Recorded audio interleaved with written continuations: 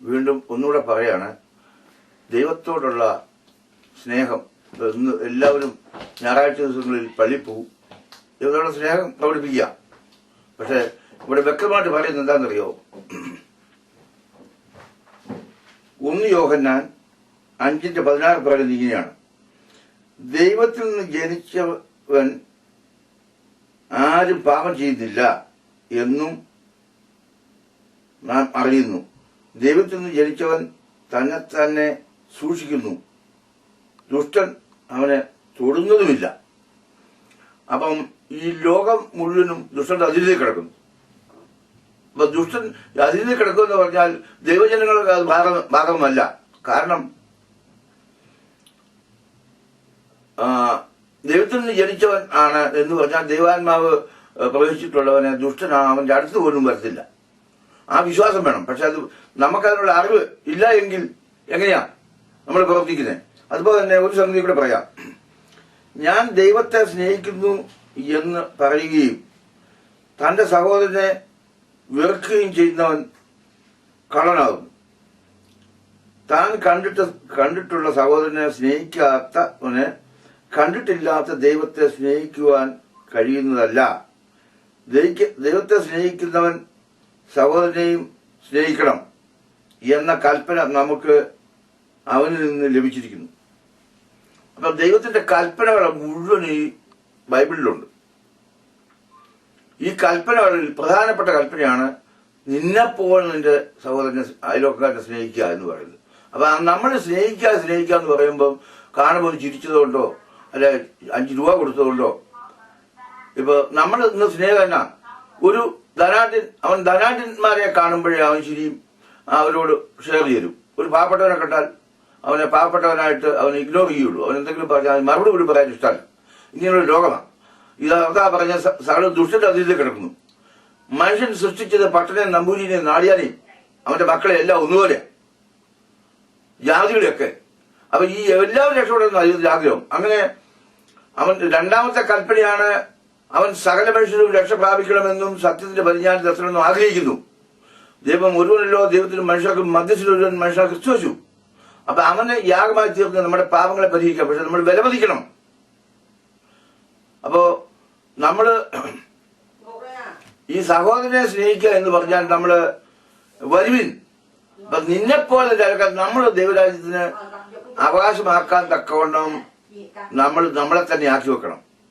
അതിനുവേണ്ടി ആ വഴി നടക്കണം. അതിനാണ് ഈ മരുഭൂമി യാത്ര, അല്ലെങ്കിൽ ഈ വെബ്സൈറ്റ് വിത്ത് ഗാഡ് എന്നൊക്കെ പറഞ്ഞ് ഈ വെബ്സൈറ്റ്. ഇത് ഞാനോ അല്ലെ പണക്കാരൊന്നും അല്ല ഇതിനകത്ത് കൈകാര്യം. ഇതിന് പണത്തിന്റെ ആവശ്യമില്ല. അപ്പോ നമ്മുടെ സഹോദരന്മാരോട് വരുവിൻ. ദുഷ്ടമെന്ന് പറയോ ദൈവത്തിന്റെ ആലയത്തിലേക്ക് ചെല്ലാൻ? അവന് പിശാചിന്റെ കെണിയിലിട്ട് പോവുക. അപ്പോ പറയാ വരുവിൻ, നമുക്ക് എങ്ങോട്ട് പറഞ്ഞു കയറി ചെല്ലാം. അവൻ തന്റെ വഴികളെ ഉദ്ദേശിച്ച് അവന്റെ വഴി നമുക്ക് നടക്കുകയും ചെയ്യാം. ആ കാലത്ത് നമ്മൾ എത്തിയിരിക്കുന്നത്. ഒന്നാമത്തെ കാര്യം നമ്മുടെ കുടുംബം സന്തുഷ്ടമാക്കുക. അതിന് ഉള്ള സന്ദേശങ്ങൾ ഞാൻ പല സന്ദർഭങ്ങളിലും പറഞ്ഞു. പിതാക്കന്മാരുടെ ഉത്തരവാദിത്തമുണ്ട്. ദൈവമായിട്ട് നടിപ്പിക്കുക, മക്കളുടെ കഥയായിട്ട് നടിപ്പിക്കുക. അങ്ങനെ സന്തുഷ്ട കുടുംബം അവർക്ക് എല്ലാ ദിവസവും ബൈബിൾ പ്രബോധനങ്ങൾ കൊടുക്കണം. പിതാക്കന്മാരുടെ ചുമതലയാണ്. കുടുംബത്തിൽ ഇരുന്ന് കൗൺസിലിംഗ് കൊടുക്കുക. അവർ തെറ്റിപ്പോയി കഴിഞ്ഞാൽ ഇന്നത്തെ ഈ അമേരിക്ക അവസ്ഥ എന്ന് പറഞ്ഞാൽ ഇവിടുത്തെ ഗവൺമെന്റ് വരെ ഈ ഭോഗം ആണുങ്ങളുമായിട്ടുള്ള കല്യാണം, പെണ്ണുങ്ങളുമായിട്ടുള്ള കല്യാണം, ഇതിനെല്ലാം അനുവദിച്ചിരിക്കുക. അബോർഷൻ ഇതൊക്കെ സ്കൂളുകളിലും ഇത് ബാധിച്ചിരിക്കുകയാണ്. ഗോഡ് എന്ന് പറയാൻ പാടില്ല, മാത്രമേ പറയാവുള്ളൂ. ദൈവത്തിന്റെ പേരൊന്നും മറ്റു പേരൊന്നും പറയാൻ പാടില്ല. ഇങ്ങനെയൊക്കെ ഓർഡർ ഉണ്ടെന്ന് കേൾക്കുന്നു. ഇതൊക്കെ എന്താന്ന് പറഞ്ഞാൽ പിശാചിന്റെ കെണിയിൽ പെടുകയാണ് ലോകം മുഴുവനും. അപ്പൊ ഇതിന് നമ്മുടെ പിള്ളേരെ തീർന്ന് വലിച്ചെടുക്കണമെങ്കിൽ ഞാൻ ഈ പറയുന്ന 2 കാര്യങ്ങൾ ഞാൻ മുമ്പൊരിക്കൽ പറഞ്ഞു. പിള്ളേരെ കൂട്ടിക്കൊണ്ട് സ്നേഹിതന്മാരുടെയോ സ്വന്തക്കാരുടെ വീടുകളിൽ പോയി അവർക്ക് ചെറിയ പ്രാക്ടീസ് കൊടുക്കുക. പിന്നെ നിങ്ങൾ ഒന്നും ചെയ്യണ്ട. അവർക്ക് ഫുഡോ അവർക്ക് സ്വന്തം ഇടയ്ക്ക് ജോലി ചെയ്യുന്നിടം വരെ ഫുഡും വിദ്യാഭ്യാസമൊക്കെ കൊടുത്താൽ മതി, വസ്ത്രമൊക്കെ കൊടുത്താൽ മതി. അവരെ പരിശുദ്ധാത്മാവ് നോക്കിക്കോളും. അതിനാണ് യേശുക്രിസ്തു ഇങ്ങോട്ട് വിട്ടിരിക്കുന്നത് പരിശുദ്ധാത്മാവിനെ. അത് ശിശുക്കളൊക്കെ ഞാൻ മുമ്പേ പറഞ്ഞു. യേശുക്രിസ്തു ഗിരിപ്രഭാഷണത്തിൽ പറഞ്ഞത് മത്തായിയുടെ ശേഷം 5:3 പറയുന്നു, ആത്മാവിൽ ദുരിതത്തിലാണ് നമ്മുടെ കുഞ്ഞുങ്ങള്. അവരെ അശുദ്ധമാക്കാനായിട്ട് നഖശികാന്തം ലോകം പൊയ്ക്കൊണ്ടിരിക്കുന്നു, സ്കൂളുകളും എല്ലാം. അപ്പോ അവരെ രക്ഷിക്കണമെങ്കിൽ പിതാക്കന്മാർക്കേ പറ്റുള്ളൂ. അതുപോലെ ഹൃദയശുദ്ധിയുള്ളവരുമാണ് അവര്. അശുദ്ധമാക്കുന്നത് പിതാക്കന്മാരുടെ അമ്മമാരുടെ ഉത്തരവാദിത്വം, അവരുടെ നിരുത്സാഹം കൊണ്ടാണ്. അവരെ രക്ഷിക്കാൻ അവർക്ക് അറിവില്ല, സമയമില്ല, അവർ പൈസയുടെ പിന്നാലെ നടക്കുന്നു. അതുകൊണ്ട് വീണ്ടും വീണ്ടും പറയാണ്, കുഞ്ഞുങ്ങളെ നശിപ്പിക്കരുത്. ഇതിപ്പോ ഒരു നാശത്തിന്റെ കാലത്തേക്ക് വന്നിരിക്കുകയാണ്. കാരണം ഞാൻ ഒരു സംഗതി കൂടെ വീണ്ടും പറയാണ്, ദൈവം തന്റെ മണവാട്ടി സഭയെ വിവാഹം ചെയ്യാൻ ആഗ്രഹിക്കുന്നു. ഈ മണവാട്ടി സഭ എന്ന് പറഞ്ഞാൽ ശുദ്ധിയുള്ള തന്റെ വിശുദ്ധരായ ആളുകള്. അപ്പോ ഒരു മണവാട്ടി എന്ന് പറയുമ്പോൾ എങ്ങനെയുള്ളവരായിരിക്കണം? ഞാൻ രണ്ടു തരത്തിൽ ഞാൻ അതിനെ ചിത്രീകരിക്കുകയാണ്. ഒന്ന്, അറിയാതെ അശുദ്ധി പറ്റി, അല്ലെ ബോയ്ഫ്രണ്ട് കൂടി അശുദ്ധി പറ്റി അവിടെ ഒരു കല്യാണ ചെറുക്കന്റെ മുൻപിൽ ചെല്ലുമ്പോൾ അവർക്ക് എന്തോ ഒരു സങ്കുച മനോഭാവം അവിടെ ഹൃദയത്തിലുണ്ട്. സൈക്കോളജി വെച്ചുകൊണ്ട് ഞാൻ പറയണതാണ്. അവർക്ക് എന്തോ ഒരു ഫീലിങ്. ചില സ്ത്രീകൾ പറയും, കല്യാണം കഴിക്കുന്നതിന് മുമ്പ് പുരുഷന്റെ കൂടെ പോയതുകൊണ്ട് ആ കല്യാണം കഴിക്കുന്ന ചെറുക്കൻ അറിയാതിരുന്ന പോലെ, ഇങ്ങനെയൊക്കെ. അങ്ങനെ പല പൊതുതകളും ഞാൻ വീണ്ടും അതിനെ സംബന്ധിച്ചിരുന്ന് പറയാം. അല്പത്തിൽ വിശ്വസ്തൻ അധികത്തിലും വിശ്വസ്തൻ എന്ന് പറയും. ഒരു ദിവസം ഒരു വലിയ കല്യാണം നടത്തി. ആ കല്യാണം നടത്തി അതിനെക്കുറിച്ച് ഞാൻ വിശദീകരിക്കുന്നില്ല. ആ പെണ്ണ് വേറൊരു കാമുകനുണ്ടായിരുന്നു. അപ്പം അപ്പന് നിർബന്ധം. അപ്പൊ അവൻ ഇച്ചിരി പാവപ്പെട്ടവരായിരുന്നു, കണ്ടാൽ ഇച്ചിരി യോഗ്യതയൊക്കെ ഉള്ളവരായിരുന്നു. അപ്പൻ നിർബന്ധം, അപ്പന്റെ ധനത്തോടൊപ്പം താല്പര്യമുള്ളവരെ കൊണ്ട് മകളെ കെട്ടിക്കണം. അപ്പം നിർബന്ധിച്ചു. അങ്ങനെ പെണ്ണ് വശമതയായി. കല്യാണം കഴിഞ്ഞ് വീട്ടിലേക്ക് പോകുന്ന സമയത്ത് ഈ അലങ്കരിക്കാത്ത ഒരു ചെറിയ കളറുള്ള, അതേ സെയിം കളറുള്ള ഒരു കാമുകൻ ഇവിടെ കൊണ്ടുവന്നു. വണ്ടി വിട്ടു പോയി. ആർക്കും ഒരു പിടി കിട്ടുന്നില്ല, പെണ്ണെ കാണുന്നില്ല, എങ്ങോട്ട് പോയി? പോലീസിനെ അറിയിച്ചു. പോലീസ് വലയം ചെയ്തു. രാത്രിയിൽ ആ പെണ്ണിനെ പോലീസ് അതിന് വേണ്ടിയിട്ട് കമ്പ്യൂട്ടറിലിട്ടു. ഇങ്ങനെ പല അന്വേഷണങ്ങളെല്ലാം ചെയ്തപ്പം 5 സ്റ്റാർ ഹോട്ടലിൽ വെച്ച് കണ്ടു. കാമുകനെയും പെണ്ണിനെയും പിടിച്ചു. ധനാട്ടിലായതുകൊണ്ട് പോലീസിന് പൈസ കിട്ടും എന്നുള്ള ഉദ്ദേശത്തിലായിരിക്കാം അവർ വളരെയധികം പണിപ്പെട്ട് അന്ന് വൈകിട്ട് തന്നെ പിടിച്ചു, കൊണ്ട് ഏൽപ്പിച്ചു.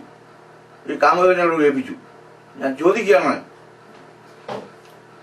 ആ ചെക്കന്റെ അപ്പനോ അമ്മയോ പോട്ടറാമാനെ നമ്മൾ ഇത്രയും കാശ് മുടക്കിയ കല്യാണമൊക്കെ നടത്തല്ലേ, അവിടെ കണ്ട എന്നാ കുഴപ്പം, അവിടെ നീ അവിടെ സ്വീകരിക്കടാ എന്ന് പറയുവോ? ഇല്ല. എന്ന് പറഞ്ഞാൽ അത് പ്രത്യക്ഷമായ ഒരു പ്രവർത്തനമായിരുന്നു. പരോക്ഷമായിട്ട് പലരും ഈ ബോയ് ഫ്രണ്ട് കൂടുക, വിവാഹത്തിന് മുമ്പ് അതൊക്കെ ഈ ശരീരത്തിന്റെ ആവശ്യമാണ്, വെള്ളം കുടിക്കുന്നത് ദാഹിക്കുമ്പോൾ വെള്ളം കുടിക്കുന്ന പോലെയാണ് എന്നൊക്കെ സയൻസ് പറയുന്നു. അച്ഛന്മാർ വരെ പറഞ്ഞാൽ കേട്ടിട്ടുണ്ട്. പക്ഷേ അങ്ങനെ ഒരു അവസ്ഥ ഉണ്ടായിരുന്നാൽ നിങ്ങൾ സമ്മതിക്കുമോ? എങ്കിൽ മണവാട്ടി 10 കന്യകമാരെ വിളക്കുമായിട്ട് കാത്തിരിക്കുന്ന അവർ ശുദ്ധിയുള്ളവരാണ് മണവാട്ടികള്. അശുദ്ധിയായിട്ടുള്ളവളെ മണവാട്ടി എന്ന് പറയാൻ പറ്റിയില്ല. അപ്പൊ അതുകൊണ്ട് ഇന്ന് ലോകം മുഴുവൻ അങ്ങനെ പോയിക്കൊണ്ടിരിക്കുന്നു. ഈ സ്ലീപ്പ് ഓവർ എന്നും പറഞ്ഞ് ഒരു പരിപാടി, അതുപോലെ ബോയ് ഫ്രണ്ട്, എന്റെ മോക്കൊരു ബോയ് ഫ്രണ്ട് ഇല്ലല്ലോ എന്ന് പറഞ്ഞ് തള്ളമാർക്ക് പ്രയാസം, അവർ കണ്ണടയ്ക്കുന്നു, പ്രത്യേകിച്ച് മലയാളികള്. അപ്പൊ അങ്ങനെ ഒരു അവസ്ഥയിൽ വന്ന് ഈ നാട് ഓടുമ്പോൾ നടുവേ അമേരിക്കയിൽ അങ്ങനെ ഒരു ശിഷ്ടമായിപ്പോയി എന്നൊക്കെ പറഞ്ഞ് പുസ്തകങ്ങൾ പറയാം. പക്ഷെ എന്തുകൊണ്ടാണ്? ദൈവവചനം പഠിക്കാത്തതുകൊണ്ടാണ്. ദൈവരാജ്യത്തിനെ ലക്ഷ്യമാക്കാത്തതുകൊണ്ടും ദൈവത്തോടെ സ്നേഹം ഇല്ലാത്തതുകൊണ്ടും. മക്കളോടൊക്കെ സ്നേഹമുണ്ട്, അവരെ ഡാൻസിന് വിടുന്നു, അല്ലെങ്കിൽ കരാട്ടാക്കി വിടുന്നു, ശാരീരികമായ അഭ്യാസം കാണിക്കുന്നു, അവർ പല ആക്ഷനും കാണിക്കും, ഇതിലെല്ലാം സന്തോഷിക്കുന്നു. പക്ഷെ അതല്ല സന്തോഷം. ദൈവരാജ്യം ലക്ഷ്യമാക്കി മക്കൾക്ക് വേണ്ടുന്ന ബുദ്ധി ഉപദേശങ്ങൾ ചെറുപ്പം മുതലേ കൊടുക്കണം. ഒരു സംഗതി ഞാൻ പറയട്ടെ, നല്ല പ്രായത്തോടെ ഞാൻ ഇപ്പൊ പല വീടുകളിലും പോയി ചോദിക്കുമ്പോ, നല്ല പ്രായത്തോടെ ഭൂമിക്ക് ഇരിപ്പാനായിട്ട് അപ്പനും അമ്മയും ബഹുമാനിക്കുക എന്ന് പറഞ്ഞാൽ അതിന്റെ അർത്ഥം ഒരു പിതാവിന് പറഞ്ഞു കൊടുക്കാൻ അറിയാൻ പറ്റില്ല, അമ്മയ്ക്ക് പറഞ്ഞു കൊടുക്കാൻ അറിയാൻ പറ്റില്ല. ഞാൻ ഇന്നലെ ഒരു വീട്ടിൽ പോയി. എന്താ നല്ല പ്രായത്തോടെ ഇരിക്കുക എന്ന് പറഞ്ഞാൽ ഈ കുഞ്ഞുങ്ങളാണ്. ദൈവരാജ്യത്തിൽ ആരോഗ്യതയുടെ കാത്തരായിട്ടാണ് ദൈവരാജ്യത്തിൽ ദൈവം നമ്മളെ അറേഞ്ച് ചെയ്തത് പുനരുത്ഥാനം തരുന്ന സമയത്ത്.